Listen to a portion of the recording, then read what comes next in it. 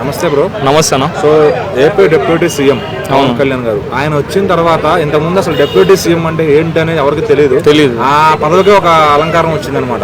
అయితే ఇప్పుడు పక్క రాష్ట్రంలో తెలంగాణ డిప్యూటీ సీఎం గారు పనితీరు ఎట్లా ఉంది కంపేర్ టు ఇద్దరులో, అలానే మిగతా రాష్ట్రాలు కూడా ఎవరు బాగుంది పనితీరు డిప్యూటీ సీఎం గారు? అన్న అమ్మ తోడే చెప్తున్నాను, తెలంగాణ డిప్యూటీ సీఎం ఇప్పటివరకు ఎవరో కూడా తెలియదు అన్న.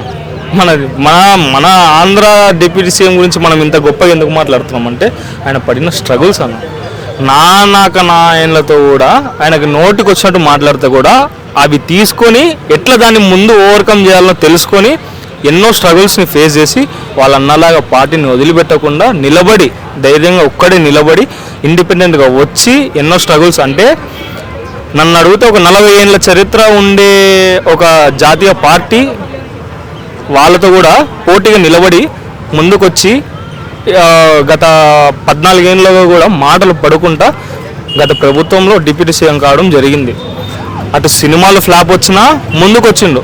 ఇట్లా రాజకీయంగా వెన్నుపోట్లు పొడిచినా ఒకవేళ గెలిపించుకోలేని ప్రజలు నమ్మకాన్ని ఎక్కడ కోల్పోకుండా ఆయన ముందుకు రావడం, ఆయన ఎంతో చేసిండు కాబట్టే ఈరోజు ఆ స్థాయిలో ఉన్నాడు.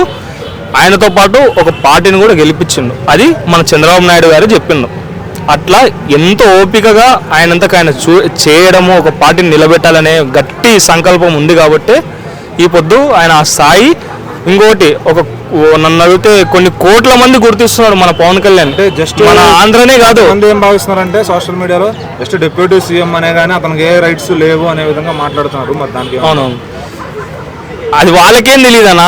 అది వాళ్ళు ఏలుముద్ర బ్యాచ్ ఉంటారు వాళ్ళు.